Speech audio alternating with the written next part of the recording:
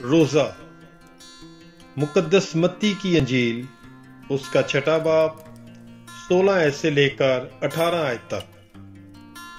और जब तुम रोजा रखो तो रियाकारों की मानद अपना चेहरा उदास ना बनाओ, क्योंकि वो मुंह बिगाड़ते हैं ताकि लोग उन्हें रोजादार जाने। मैं तुमसे सच कहता हूं कि वो अपना अजर पा चुके।